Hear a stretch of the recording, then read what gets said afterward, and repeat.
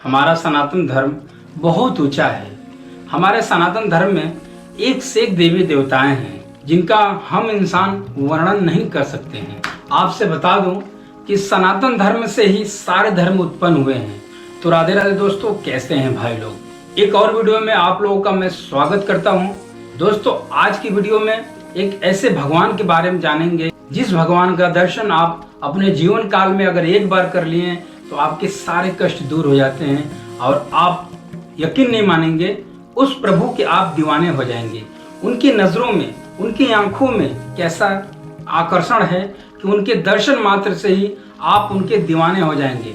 मैं बात कर रहा हूं दोस्तों श्री वृंदावन बांके बिहारी लाल जी के बारे में, जो बाल स्वरूप में खड़े हैं। उस बिहारी जी का दर्शन करने मात्र से ही आपके सारे कष्ट दूर तो होते ही होते हैं।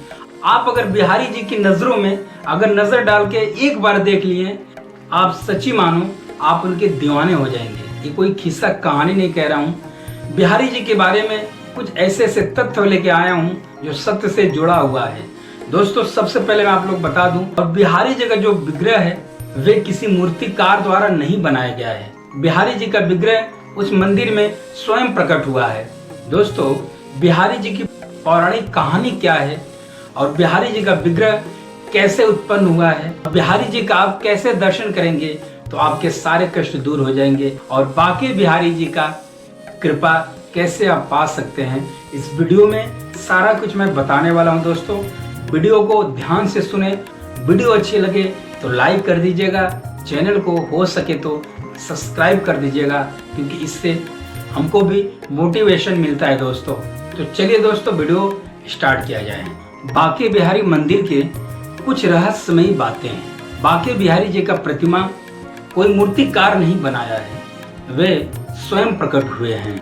तो आइए जानते हैं बांके बिहारी जी के विग्रह की सच्चाई। श्री बांके बिहारी मंदिर भारत के उत्तर प्रदेश स्टेट के मथुरा वृंदावन शहर में स्थित है।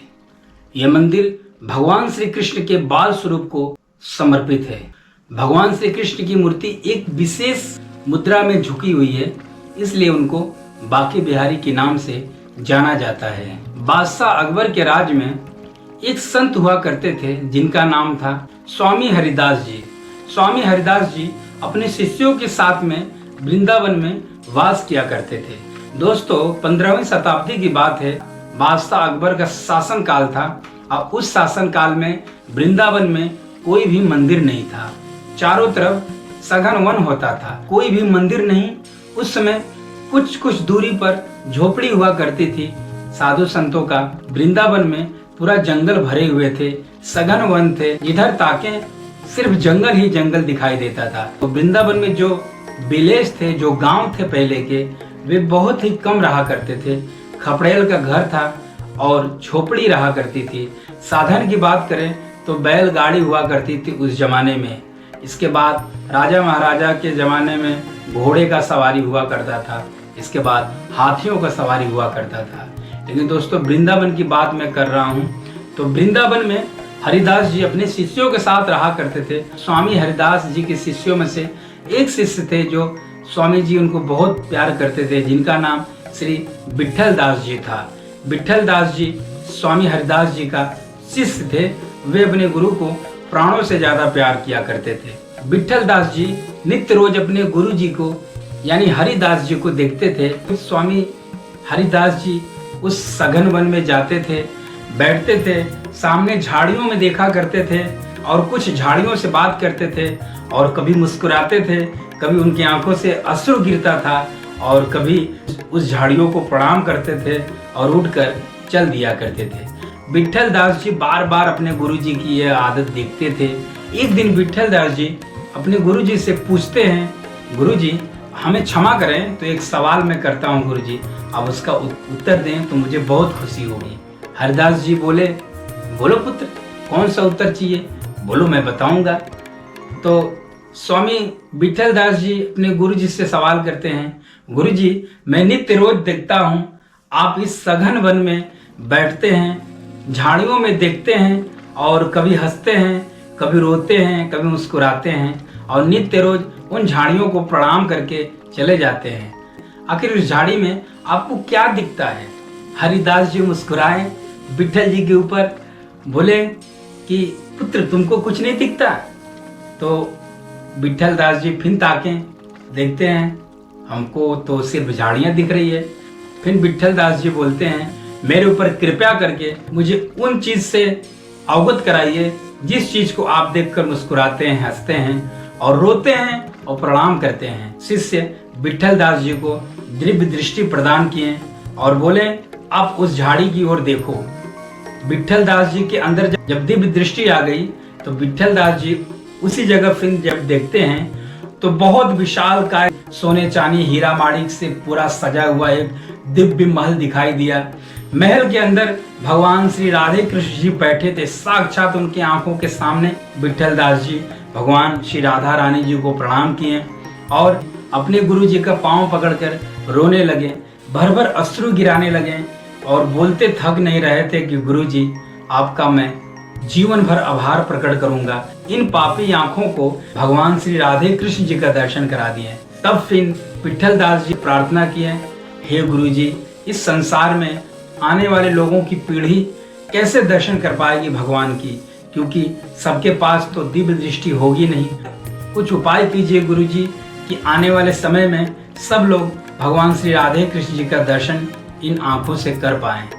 तब विट्ठल दास जी की बात सुनकर श्री हरिदास जी अपने शिष्य को आश्वासन दिए कि पुत्र तुम चिंता मत करो, मैं प्रभु से प्रार्थना करूंगा कि प्रभु का विग्रह के रूप में यहाँ स्थापित हो जाएं। दोस्तों, उसी समय स्वामी हरिदास जी अपने शिष्य विट्ठल दास जी के साथ बैठकर भगवान श्री राधे कृष्ण जी का चिंतन किए। भगवान श्री राधे कृष्ण जी प्रत्यक्ष प्रकट हुए और हरिदास जी को आश्वासन दिए कि ठीक है हरिदास, तुम्हारे भक्ति से मैं बहुत प्रसन्न हूँ, मैं आज से अभी से इसी स्थान पर प्रकट होऊंगा। श्री स्वामी हरिदास जी उस मूर्ति को देखकर भाव विभोर हो गए और उनका नामकरण किए कि आज से इस विग्रह का नाम श्री बाके बिहारी होगा।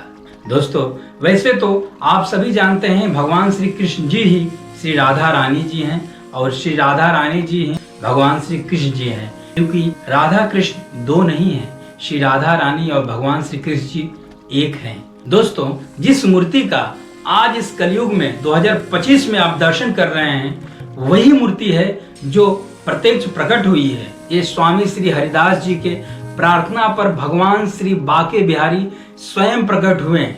आज हम लोग उसी मूर्ति का दर्शन करते हैं और भाव विभोर होते हैं। अगर आप लोग श्री बाके बिहारी जी का दर्शन कर लेंगे सच्चे मन से न, तो बिहारी जी आपके सारे कष्ट दूर कर देंगे। उनकी आंखों में अगर आप 1 मिनट तक झांक लेंगे ना, बिहारी जी आपको अपना बना लेंगे। बिहारी जी की तो ऐसी ऐसी कहानी है दोस्तों, अगर मैं कहने लगूंगा वीडियो बहुत लंबी हो जाएगी। पहले के जमाने में लोग बिहारी जी का जब दर्शन कर लेते थे, उनकी आंख में आंख डालकर जब भाव विभोर हो जाते थे, तो बिहारी जी मंदिर छोड़ के उनके साथ हो जाते थे। इसलिए आज देखिए पल पल पर पर्दा लगता है, क्योंकि ऐसा हो चुका है। राजस्थान के 2 दंपति आए थे, बिहारी जी का नित्य रोज दर्शन करते थे, 7 दिन दर्शन किए।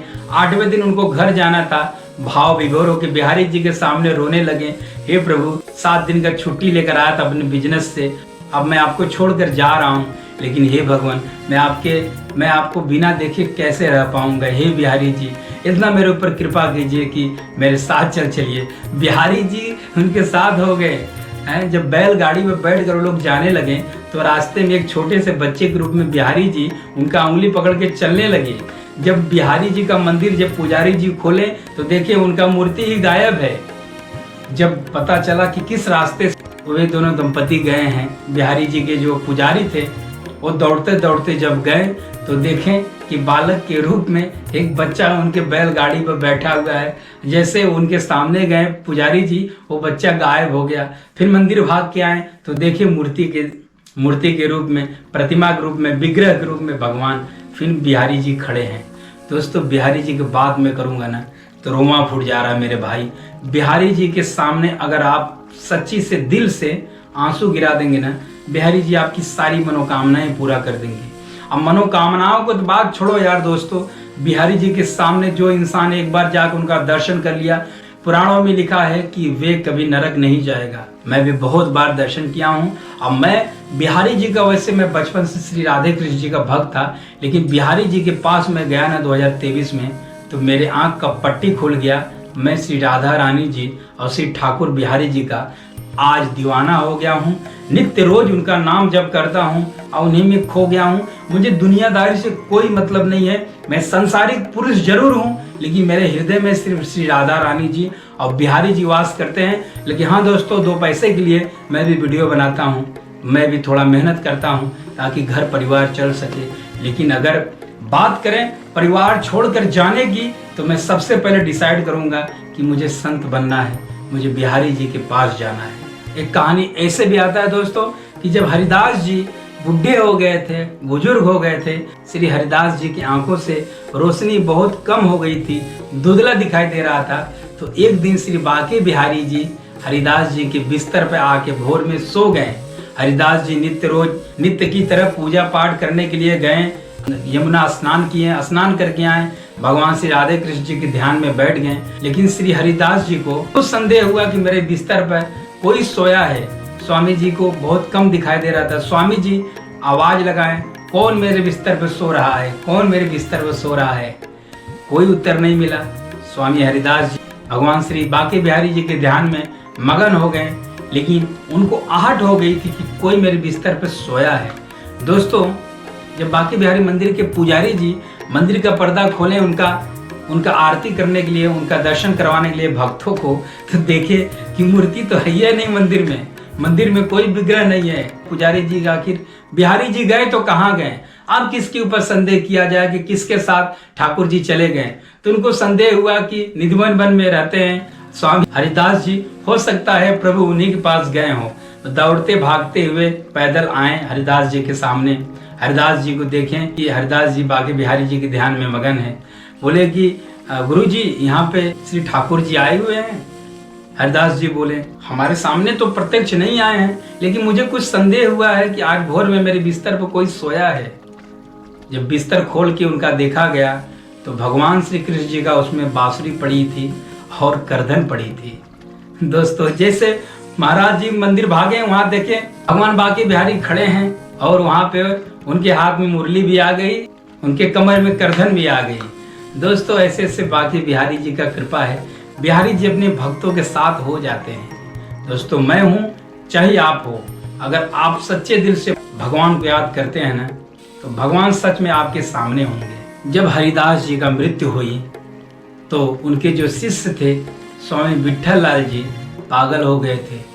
आंखों से सिर्फ उनके आंसू गिरा करते थे। एक दिन स्वामी विट्ठल दास जी अपने गुरु हरिदास जी के याद में इतना उदास हुए कि अपने आप से वादा किए, मैं अब खाना नहीं खाऊंगा, मैं सोऊंगा नहीं, मैं पानी नहीं पीऊंगा जब तक कि मेरे गुरु जी का मुझे दर्शन ना हो जाए। दोस्तों, 7 दिन बीत गया। स्वामी विट्ठल दास जी न कोई अन्न ग्रहण किए, न कोई जल, सिर्फ और सिर्फ अपने गुरु जी की याद में रोते थे। 7 दिन बीत गया। भगवान स्वयं बिहारी जी उनके सामने प्रकट हुए। भगवान बोले, वत्स विट्ठल, तुम तो ऐसे मर जाओगे, तुम क्यों रोते हो इतना। भगवान को प्रणाम करते हुए श्री विट्ठल दास जी बोले, हे प्रभु, मुझे मेरे गुरु जी का दर्शन करवाइए, न तो मैं सच में मर जाऊंगा। मेरे गुरु जी कहाँ गए प्रभु। भगवान श्री कृष्ण जी बोले श्री स्वामी विट्ठल दास जी से कि अब वे नहीं आ पाएंगे धरती पे, क्योंकि उनका अवधि खत्म हो चुका है और वे कोई दूसरा व्यक्ति नहीं थे, वे हमारे सखियों में से एक सखी के रूप थे जो हमारे दिल के बहुत करीब रहती है। अब हे विट्ठल दास, तुम अपने गुरु जी के लिए मत रो, क्योंकि तुम्हारे गुरु अब वापस नहीं आएंगे। वे जिस रूप में थे वे विलीन हो गए। स्वामी विट्ठल दास जी जब इतना सुने कि मेरे गुरु अब धरती पर कभी नहीं आएंगे, भगवान श्री कृष्ण जी को प्रणाम करते हुए हरिदास हरिदास हरिदास हरिदास बोलते हुए अपने प्राण को त्याग दिए। ऐसे भक्त और भगवान के लिए वीडियो को जरूर लाइक करें, वीडियो में राधे कृष्ण जरूर लिखें।